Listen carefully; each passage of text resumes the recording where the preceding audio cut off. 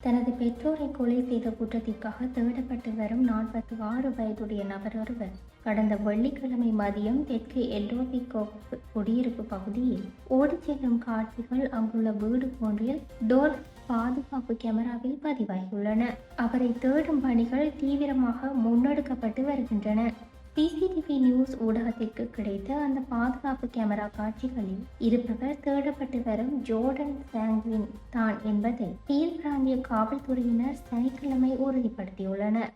வெள்ளிக்கிழமை பிற்பகல் 3:06 மணியளவில் சாம்பல் நிற ஹூடி, கரும் நிற காட்செட்டை அணிந்து கையில் ஒரு கருப்பு நிற டெல்ஃபையை ஏந்தியவாறு சாங்வின் ஜாப்டெக்ஸ் லாயின் மற்றும் லேக்ஷார் ஒலிவார் வெஸ்ட் பகுதிகளுக்கு அருகிலுள்ள ஒரு வீட்டை கடந்து ஓடுவது கேமராவில் பதிவாகியுள்ளது.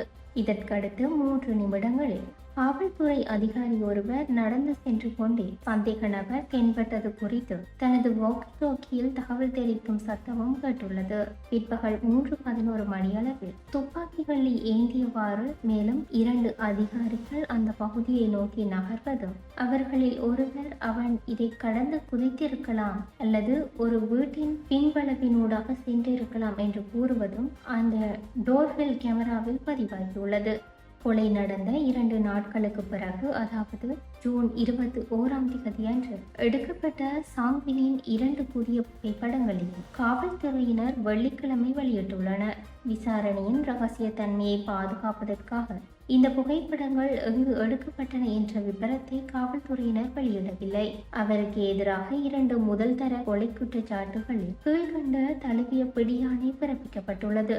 சாங்வின் ஆயுதம் ஏந்திய ஆபத்தான நபராக கருதப்படுவதால் அவர் தென்பட்டால் பொதுமக்கள் யாரும் அவரை அணுகாமல் உடனடியாக 911 என்ற அவசர எண்ணிற்கு அழைக்குமாறும் அந்த பகுதி குடியிருப்பாளர்கள் தொடர்ந்து விழிப்புடன் இருக்குமாறும் காவல்துறையினர் அவசர கோரிக்கை விடுத்துள்ளனர்.